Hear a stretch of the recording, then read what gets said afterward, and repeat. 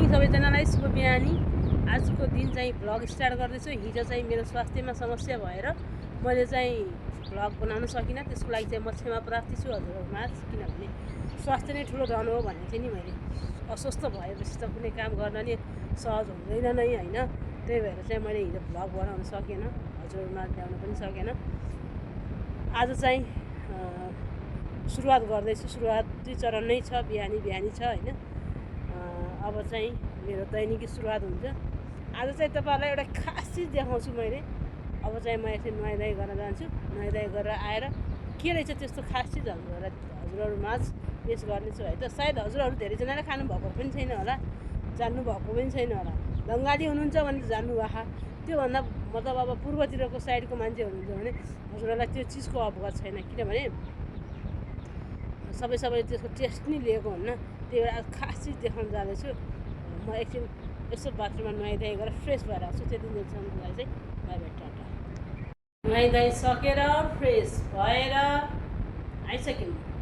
अब चाहिँ हजुरहरूलाई के देखाउँछु भनेको थिएँ त्यो चाहिँ देखाउने पालो आयो है त। अब चाहिँ म के पकाउन जाँदैछु हजुरलाई देखाउँछु। हस्, बिहान बस्दैछ, बिहान बस्यो। अब के आउँछ यसमा हेर्नु है त।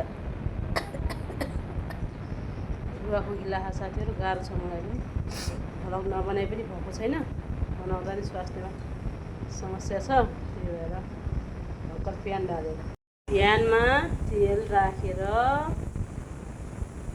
धेरै तेल नि खानु हुँदैन साथीहरू, स्वास्थ्यको लागि एकदमै हानिकारक हो तेल भन्ने कुरा चाहिँ। मिठो चाहिँ त हुन्छ चिल्लो होइन, तर स्वास्थ्यको लागि चाहिँ एकदम गडबडी हो। अब चाहिँ के हाल्ने यसमा, मेथीका 2-4वटा गेडा यो फरफर गऱ्यो।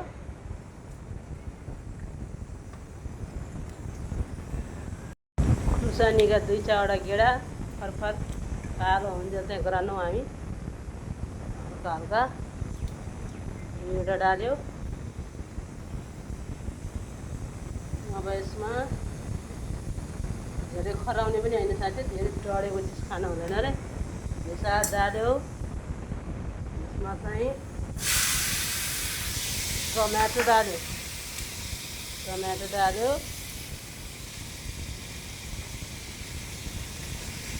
चाहिँ पाक्ने गरेर फटाकफुटुक हुने गरेर चाहिँ ऊ गर्नुपर्छ साथीहरू, गलाउनु पऱ्यो। ट्याकटुक पारेर ट्याक्क हुँदैन, नपाक्यो भने चाहिँ छोक्रा हुन्छ। यसलाई चाहिँ पकाउनु पऱ्यो। टमाटो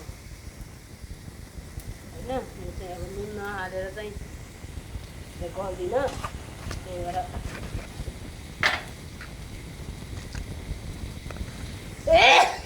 मलाई पनि हेर्नु यस्तो खोकी लाग्यो कि खोकीले हैरान। कहीँ हिँड्न नि भएन, कहीँ जान नि भएन। यही हो काम कुरो चलिरहेको छ। यसलाई चाहिँ खतरा खुतुक बल्ने गरेर ग्यास भयो। अब चाहिँ बोडीको साग राखेँ साथीहरू। यही हो, तपाईँहरूले चाहिँ थाहा पाउनुहुन्न होला। बोडी भनेपछि मान्छेले प्रायः उसको बोडी सोच्नुहुन्छ होला होइन, तर यो सागलाई नि बोडी साग भन्छन् कसैले चाहिँ यसलाई। तर यसको टेस्ट चाहिँ कस्तो मिठो हुन्छ भने साथीहरू, एउटा खास भन्दाखेरि टर्रो हुन्छ। टर्रो सागमा चाहिँ हल्का अमिलो राख्नुपर्छ। अमिलो राखेपछि चाहिँ यसको टर्रोपना हट्छ। अनि टर्रोपना हटेपछि चाहिँ ट्याकटुक मिठो हुन्छ है त। अब मैले अमिलो राख्छु 1 चम्मच। मैले अमिलो राख्न छु। यसले चाहिँ यो अमिलोले चाहिँ साथीहरू यसको टर्रोपनालाई चाहिँ हटाइदिन्छ है। त्यही भएर मैले चाहिँ अमिलो राख्दैछु। अमिलो राखेपछि चाहिँ यसको टर्रोपना हट्छ। अन्तिममा देखाउँछु है त यो पाक्यो भने कस्तो हुन्छ भनेर है। त्यो चाहिँ दाल बसेको छ, दाल पाक्दैछ यता। यो चाहिँ बोडीको साग। बोडी चाहिँ अर्को फल बोडी नै हुन्छ, मतलब यो साग बोडी है। सायद धेरैजनाले टेस्ट गर्नुभएको छैन होला।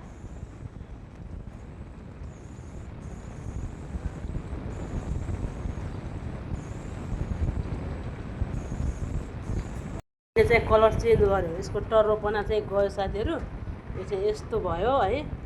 अघि चाहिँ हरियो थियो, यसमा चाहिँ चुकले खाएर यस्तो भयो। अब चाहिँ यसको टर्रोपना हट्यो।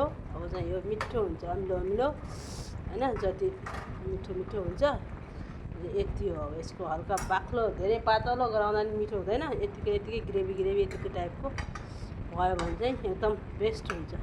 अब चाहिँ मैले यतिकै उतार्ने हो। अब यो चाहिँ पाक्यो, बेस्ट भएको छ अब है त। ल आजको हजुरहरूलाई भनेको रेसिपी चाहिँ यही हो। हजुरहरूलाई केही कुरा जानकारी दिन मन छ भने मलाई कमेन्ट गरेर चाहिँ सक्नुहुन्छ है त। छैन यता हेर्नुहोस्, कहाँ जाने हो? कसको आएर? ठुल्यामा आएर जाने?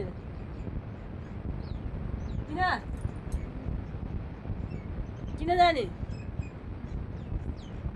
ए हामीले यहाँ खाना देखाएनौँ।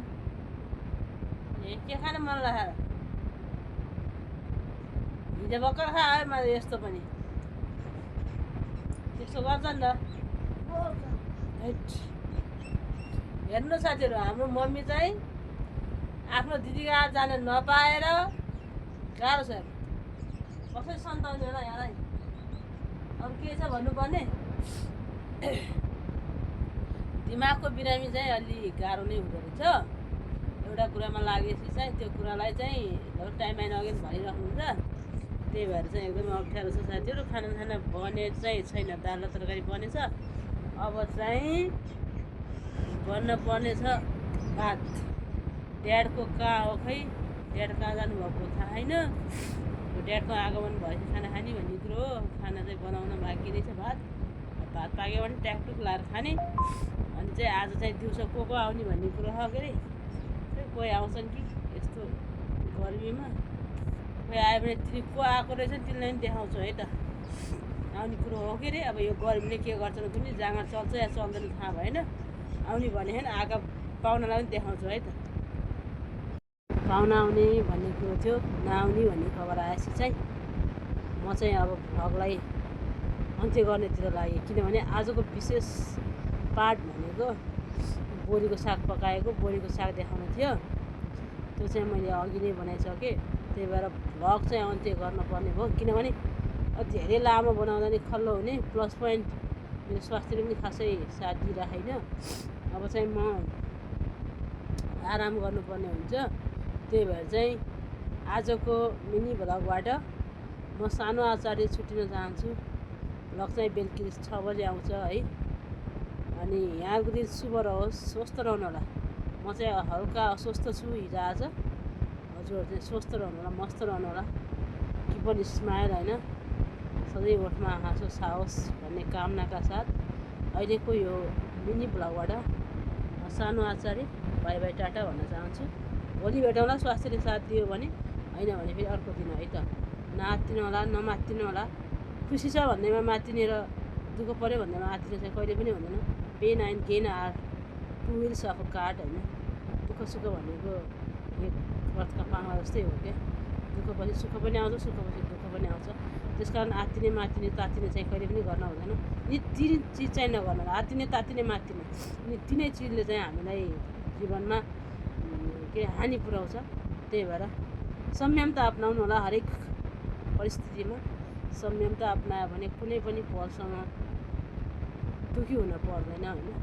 हरेक चिजको सीमा, हरेक चिजलाई सीमाको दायराभित्र राख्नु होला भन्दै आजको यो मिनी भ्लगबाट फेरि भन्न चाहन्छु bye bye tata, take care. आफ्नो ख्याल गर्नु सबैभन्दा ठुलो कुरो आफ्नो स्वास्थ्य हो। आफ्नो ख्याल गर्न चाहिँ नबिर्सनु।